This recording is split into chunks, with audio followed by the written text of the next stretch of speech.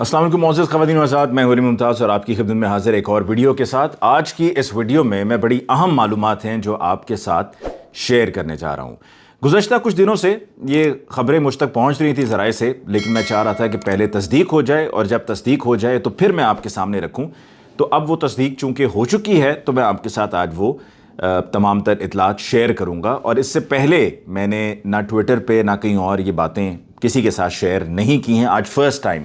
آپ کے ساتھ شیئر کرنے جا رہا ہوں۔ ساتھ ہی ساتھ ہم آج کی اس ویڈیو میں آپ تک یہ بھی معلومات پہنچاؤں گا کہ کیا اسمبلیاں تحلیل ہونے جا رہی ہیں، کیا پنجاب اسمبلی تحلیل ہونے جا رہی ہے، کیا KPK اسمبلی تحلیل ہونے جا رہی ہے، کیا دونوں ہی نہیں ہونے جا رہی ہیں، اور کیا اگر ہونے جا رہی ہیں تو کب، دسمبر کے مہینے میں ہونے جا رہی ہیں، یہ معاملہ آگے چلا گیا ہے۔ اب یہ سب جو سوالات ہیں اس پر تو آپ یہی سوچ رہے ہوں گے کہ جی پنجاب اسمبلی کے بارے میں تو کوئی شک و شبہ اب رہا ہی نہیں۔ عمران خان صاحب نے خود کہہ دیا ہے کہ چودھری پرویز الہی صاحب آن بورڈ ہیں اور وہ رضامند ہیں، اور ان کی طرف سے عمران خان صاحب کے سپرد یہ معاملہ کر دیا گیا ہے کہ جب وہ کہیں گے وہ اسمبلی تحلیل کرنے کی سمری بھجوا دیں گے گورنر پنجاب کو۔ اور مونس الہی صاحب بھی یہی کہہ چکے ہیں۔ چودھری پرویز الہی صاحب کے تو کلیئرلی جملے یہ ہیں نا کہ جی عمران خان صاحب نے جب اشارہ کیا، اشارے کی دیر ہے، میں اسمبلی تحلیل کر دوں گا۔ لیکن پھر بھی کیا ایسا ہونے جا رہا ہے، یا کہانی میں کوئی نیا موڑ آنے والا ہے، کوئی نیا رخ اختیار کرے گی صورتحال، یہ میں آپ کو بتاؤں گا۔ اور KPK کے بارے میں تو خیر اس پہ کوئی اگر مگر والی بات نہیں ہے، وہ تو PTI کا اپنا پروگیٹو ہے۔ جب PTI چاہے KPK کی اسمبلی کو ڈیزالو کر سکتی ہے، کیونکہ وہاں پر 2/3 اکثریت ہے، اور PTI کے اپنے CM ہیں محمود خان صاحب وہاں پر۔ پھر آگے بڑھتے ہوئے، کیا اگلے 3 ماہ میں انتخابات ہوں گے، یعنی کہ کیا مارچ کے مہینے میں رمضان سے پہلے انتخابات ہوں گے، اور کیا عمران خان صاحب کو نااہل کرنے کی جو کوششیں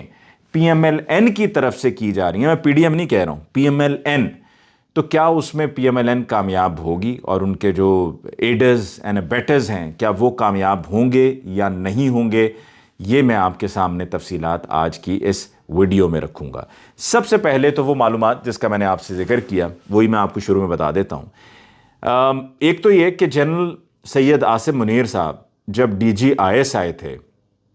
تو ان کی طرف سے عمران خان صاحب کو یہ کہا گیا تھا کہ اگر آپ نے CM پنجاب عثمان بزدار صاحب کو ہٹا کر کسی اور کو CM بنانا ہے تو اس کے لیے جو بہترین اس کے لیے نامینیشن ہے یا جو بہترین انتخاب ہے وہ ڈاکٹر یاسمین راشد صاحبہ ہوگی۔ یہ ریکمنڈیشن تھی ڈاکٹر سید عاصم منیر صاحب کی بطور DG ISI عمران خان صاحب کو، جب عمران خان صاحب وزیر اعظم تھے۔ اب بہت سے لوگ یہ کہنے کی کوشش کر رہے ہیں کہ جی army chief general Syed Asim Munir کی اور عمران خان صاحب کی آپس میں کوئی اچھی ریلیشن شپ نہیں ہے، اور چونکہ انہوں نے بطور DG ISI ان کو ہٹایا تھا عہدے سے، تو یہی ایک امپریشن بلڈ کیا جا رہا ہے، یہ ایک نیریٹو بلڈ کیا جا رہا ہے۔ لیکن اگر عاصم منیر صاحب کسی اور کا نام لیتے بطور DG ISI کہ جی ان کو آپ CM پنجاب بنا دیں، ڈاکٹر یاسمین راشد صاحبہ کے علاوہ کسی اور کو، تو میں یہ کہہ سکتا تھا کہ جی ہاں ڈاؤٹس ہیں، اینڈ ہو سکتا ہے کہ وہ عمران خان صاحب کے حق میں نہیں ہیں۔ لیکن اگر کوئی ڈاکٹر یاسمین راشد صاحبہ جیسی شخصیت کو ریکمینڈ کر رہا ہے تو دیٹ مینز کہ he means well for Imran Khan اور ہز پارٹی۔ ایک تو یہ خبر ہے۔ دوسری خبر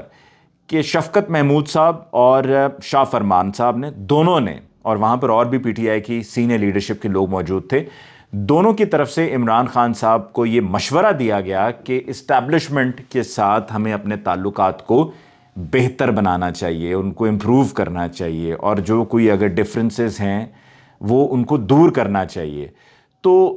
وہاں پر جو دیگر اور لیڈرشپ کے لوگ موجود تھے ان کی طرف سے یہی کہا گیا کہ جی اگر ہم نے ایسا کیا تو اس سے یہ تاثر جائے گا کہ ہم اپنے موقف سے ہٹ گئے ہیں، یا ہم کمزور پڑ گئے ہیں، اور ہماری پوزیشن اب ہمیں لگ رہا ہے کہ دن بدن کمزور ہونا شروع ہو گئی ہے، تو اس سے یہ امپریشن جائے گا۔ تو وہاں پر PTI کے دیگر اور جو لیڈر تھے، سینئر تھے، انہوں نے شفقت محمود صاحب اور شاہ فرمان صاحب کی اس رائے پر یہ جواب دیا۔ تیسری خبر یہ ہے کہ جنرل سید عاصم منیر صاحب کی جب ارشد شریف شہید کی والدہ سے ملاقات ہوئی تو اس ملاقات میں وہاں پر چونکہ آپ نے یاد ہوگا کہ سپریم کورٹ میں جب ارشد شریف شہید کی والدہ نے درخواست دی ہے کہ جی میری طرف سے ان لوگوں کو میری مدعیت میں ایف آئی آر میں نامنیٹ کیا جائے، تو وہاں پر کرنل نعمان خٹک کا بھی نام دیا گیا۔ اب کرنل نعمان خٹک پہلے ڈی جی، پہلے آئی ایس آئی میں تھے، اور پھر اب وہ سیکیورٹی کے انچارج ہیں جنرل سید عاصم منیر صاحب کی، یعنی کہ آرمی چیف کی سیکیورٹی کے ساتھ آپ کہہ سکتے ہیں کہ چیف آف سیکیورٹی ہیں کرنل نعمان خٹک صاحب۔ اور ان کے بارے میں یہی ہے، کہا جاتا ہے کہ بڑے اچھے آفیسر ہیں، بڑے شریف آفیسر ہیں۔ تو جنرل سید عاصم منیر صاحب نے ارشد شریف شہید کی والدہ کے سامنے، چونکہ ساتھ میں موجود تھے کرنل نعمان خٹک صاحب، تو ان کو بلایا، ان کو کہا کہ آپ ادھر آئیے۔ جب وہ ادھر آئے تو ان سے کہا والدہ سے کہ آپ بتائیے ماں جی، کیا آپ کو لگتا ہے کہ آپ کے بیٹے کا یہ شخص قاتل ہو سکتا ہے؟ کہ اتنی لمبی ان کی داڑھی ہے ماشاءاللہ، تو کیا یہ قاتل ہو سکتا ہے؟ تو اس پر ارشد شریف شہید کی والدہ نے یہ کہا کہ مجھے تو معلوم نہیں، جو مجھے کہا گیا ارشد شریف کے بھانجے کی طرف سے یا بھتیجے کی طرف سے جو کہا گیا، میں نے تو وہ سب اس میں لکھ دیا۔ تو یہ وہ انفارمیشن ہے جو مجھ تک پہنچی تھی، میں آپ کے ساتھ شیئر کرنا چاہ رہا تھا، میں نے آپ کے ساتھ شیئر کر دی۔ اب آگے بڑھتے ہوئے، کیا پنجاب اسمبلی ڈیزالو ہوگی یا نہیں ہوگی؟ صدر عارف علوی صاحب کی اسحاق ڈار صاحب سے ملاقات ہوئی، پھر اس کے بعد عمران خان صاحب سے ملاقات ہوئی، پھر چودھری پرویز الہی، مونس الہی، حسین الہی، ان تینوں سے بھی ملاقات ہوئی لاہور میں، اور پیغام پہنچایا گیا اسحاق ڈار صاحب کا۔ اسحاق ڈار صاحب یہ چاہ رہے ہیں کہ کسی نہ کسی طریقے سے کنونس کر دیا جائے کہ ابھی اسمبلیوں کو ڈیزالو کرنا مسئلے کا حل نہیں ہے۔ معیشت کو جہاں پر اسحاق ڈار صاحب نے اور اس سے پہلے مفتاح اسماعیل صاحب نے لا کر کھڑا کر دیا ہے، اور بالکل دیوار سے معیشت کو لگا دیا ہے کہ جہاں پر ہر کوئی پریشان بیٹھا ہوا ہے، سر پکڑ کے بیٹھا ہوا ہے کہ ہم کریں تو کریں کیا، تو وہ چاہ رہے ہیں کہ جی تھوڑا سا انہیں مزید سپیس مل جائے اور اس سپیس پر وہ پھر تھوڑا سا ٹائم بائی کر لیں۔ لیکن عمران خان صاحب نے فیصلہ کر لیا ہے اور اپنے کیے گئے فیصلے پر وہ قائم ہیں، ڈٹے ہوئے ہیں۔ جس طرح عمران خان صاحب نے قومی اسمبلی سے استعفیٰ دینے کے بعد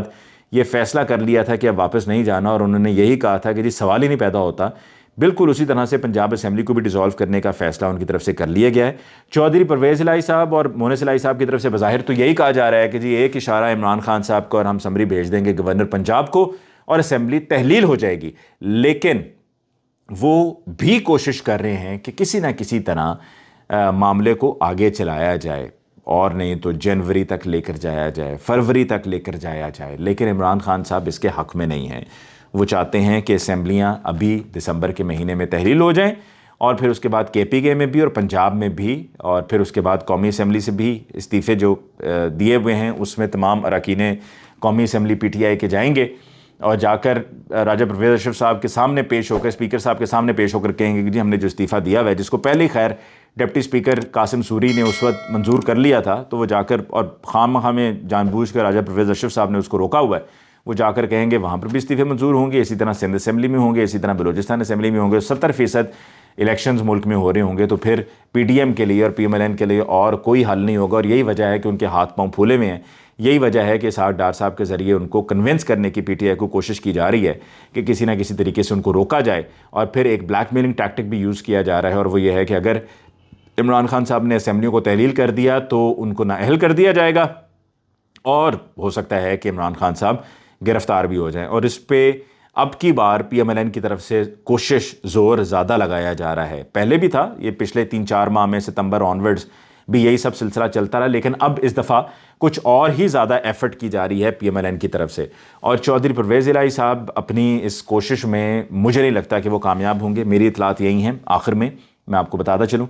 کہ پی ایم ایل این کی کوششیں بھی ناکام ہوں گی،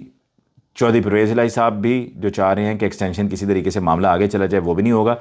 دسمبر میں ہی کے پی کے کی اسمبلی بھی ڈیزالو ہوگی، پنجاب کی اسمبلی بھی ڈیزالو ہوگی، اور دسمبر میں ہی قومی اسمبلی کے استعفے بھی منظور کروائے جائیں گے۔ سندھ اسمبلی سے بھی یہی ہوگا، بلوچستان اسمبلی سے بھی یہی ہوگا۔ یہ دسمبر کے مہینے کا پلان ہے، دسمبر کے مہینے میں یہ سب ہو جائے گا۔ اگر اس میں کچھ تھوڑا سا پش کیا، تھوڑا سا، جس کی کوئی لاجک سمجھ میں نہیں آتی، تو وہ معاملہ مڈ جنوری تک جائے گا، اس سے زیادہ نہیں۔ لیکن مسئلہ یہ ہے کہ اگر مڈ جنوری تک جائے گا تو پھر ماہ رمضان جو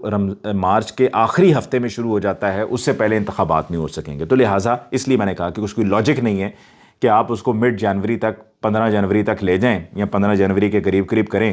تو پھر الیکشنز تو وہ ماہ رمضان کے بعد ہی، یعنی کہ پھر جا کر آپ سمجھیں کہ اینڈ آف اپریل